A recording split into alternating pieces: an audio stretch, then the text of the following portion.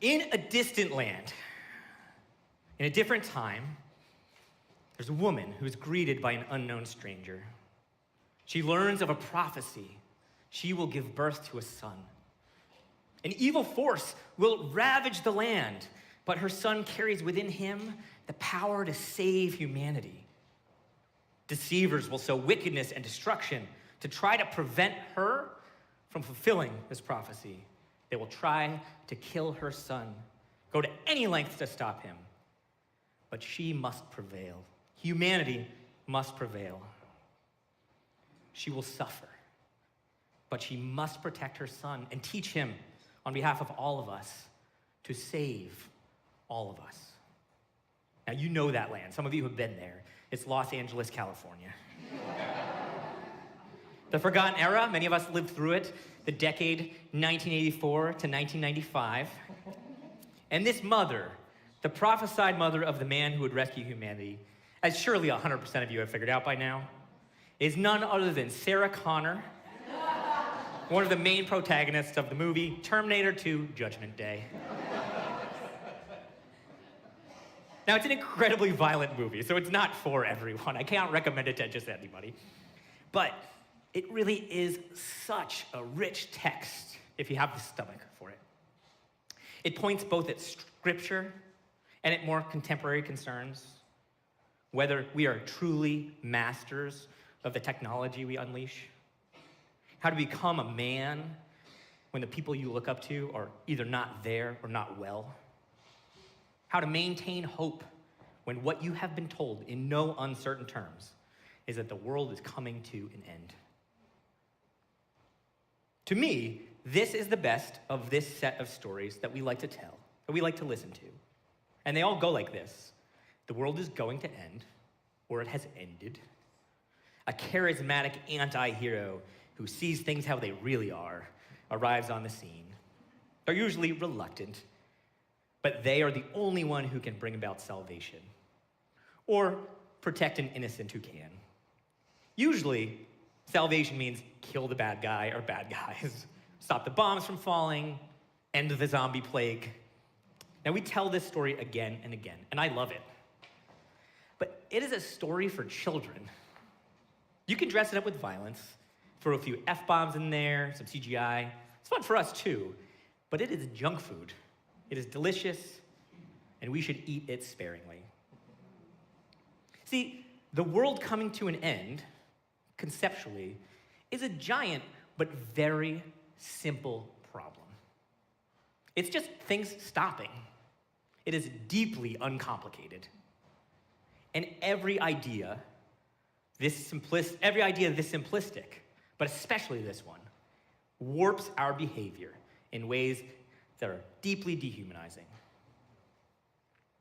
Moreover, this belief that we are living through end times is widespread in our culture.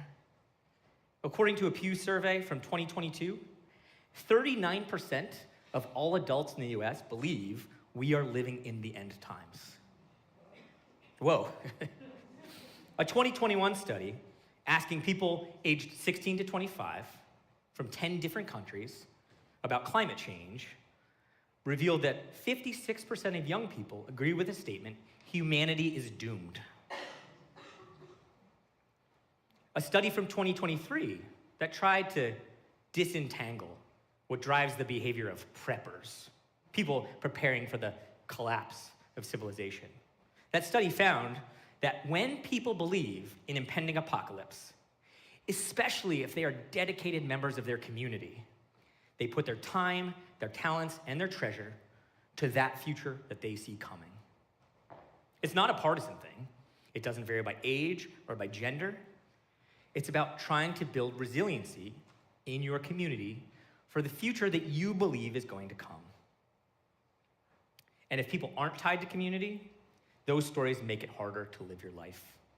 In that same 10-country study of young people, 45% said that their fear had an impact on their ability to function. Now, the thing about climate change is that it's real. The thing about change in general is that it's real. But the thing about the idea that the world is ending or humanity is doomed, is that they are not true. They are stories we tell ourselves. Still, any change can feel like an ending. The world we live in is becoming different. With that come grief and loss. And as any of us who've lived long enough know, grief and loss are lifelong, nonstop. They are a thing we have to learn how to do. Nevertheless, they are not an end.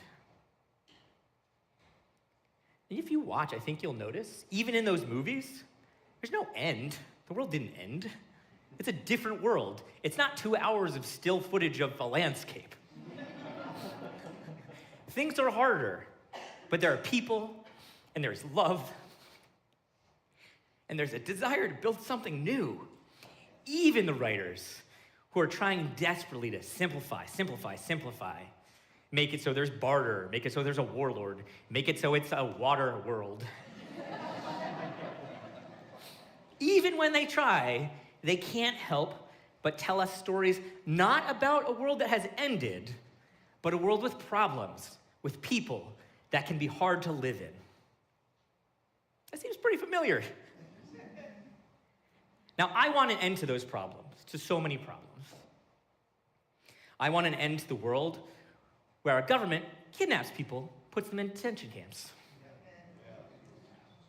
A world where we strip food and medical benefits to boost the net worth of a dozen billionaires. I want an end to a world where a university strips a trans athlete of awards and recognitions because the college traded their values for political expediency. I want an end to the world where every sports TV ad is trying to convince me to give up my life savings for some false version of hope. And where every other email is trying to get me to buy questionable pharmaceuticals. I want an end to terrible leaders killing innocent civilians with impunity and then lying about it to hold on to power. But this isn't the end of the world. This is the world. We are here. We've been here. We will always be here. This world will always have problems. It will always have people. It will always be hard to live in this world, and we will do it anyway. It will always have love in it. Sarah Connor's prophetic vision empowered her to do what was necessary to save humanity, but it destroyed her ability to function in society. What it did not destroy, even the certain foreknowledge of a nuclear apocalypse, was her ability to hope for a better future and her ability to love her son. Now, I believe personally that the thing that shapes the future is just us telling stories and then living into that future. I want for us a prophetic vision that does not break us down, hinder our ability to function, but enhances it. I want for us to tell stories that say not that humanity is doomed, but that suffering is doomed, that evil is doomed. These stories are more true. 225 years ago, the average family had 6 kids, and half of them died before the age of 5. I have 3 kids, and they all lived.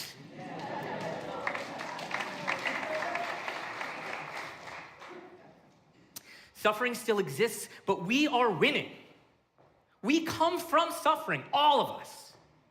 And we are winning against suffering, even if it doesn't always feel that way.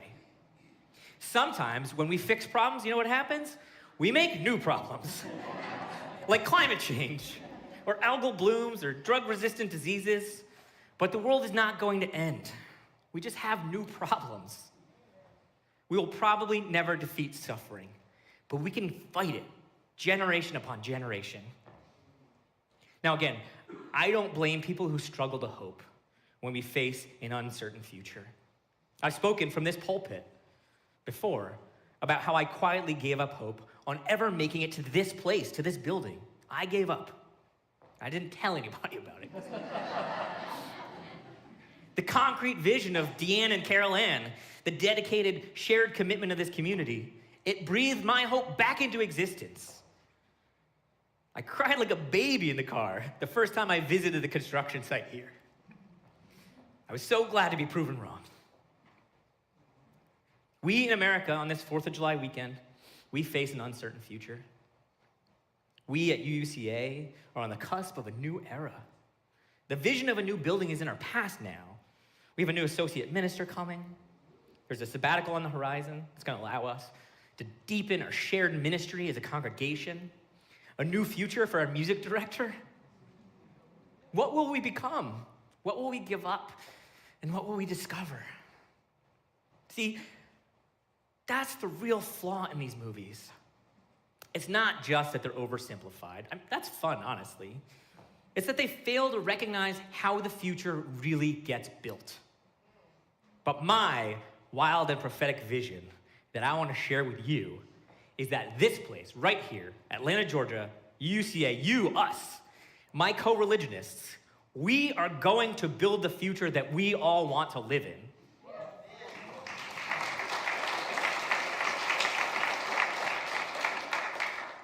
I believe this because you have already made me into a better man. And if that's possible, anything is possible. The way we are going to build a better world is together.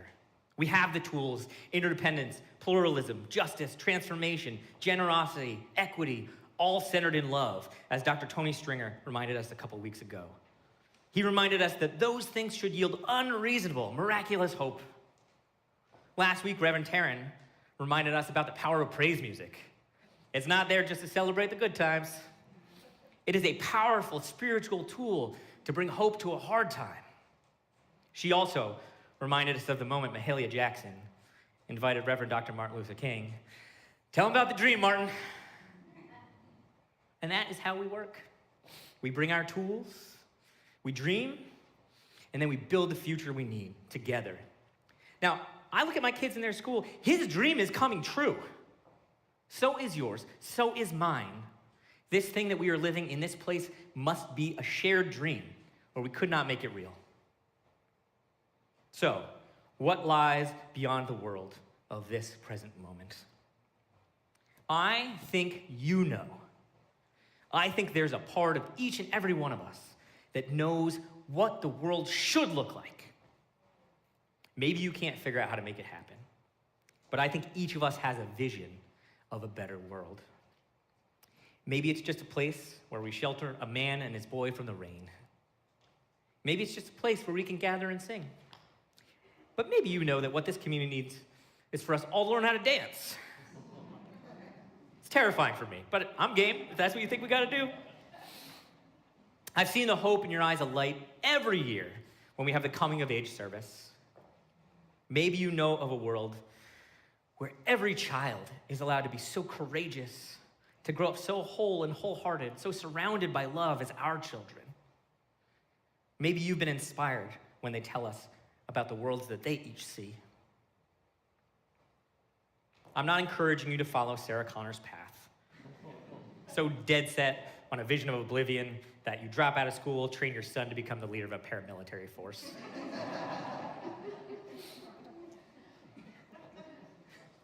But I do want to recognize that there are people out there trying to sell a future that pulls us to make those kind of choices, to give in to fear, to try to take what's ours against what others might have.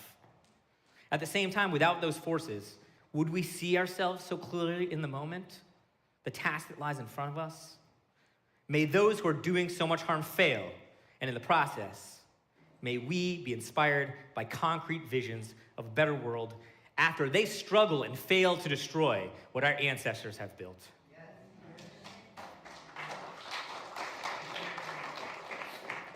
Maybe you know we are headed to a world where we figure out how all of our bounteous food can make it to the people who need it.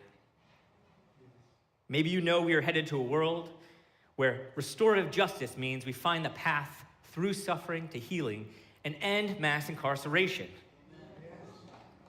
Maybe you know we are headed to a world where I don't know. I don't know what you know. But I know that some of you know of a better world, and we need you to share that vision. To build that world, we are going to need to grow and change. We built this building to provide a resource for that, And I want us to remember that this is the place. We have a place here where we can get together and learn from one another, where you can tell us what it is we need to know about how to build that world. Maybe your vision is of a world where everyone at UUCA is an expert in radical welcome. Or one where, as Aldo Leopold said, we see land as a community to which we belong, and we may begin to use it with love and respect. Show us your vision. Help us become the people we need to be. Commit to putting one another's visions forward. If someone says no, but you have faith in your vision, stay the course. Find a way. Now, people might not think that UUCA is capable of transforming the world. And to them, I would say, I don't know, and neither do you. We don't know what we're capable of, but I know you know what the world should look like, and we need you to show us.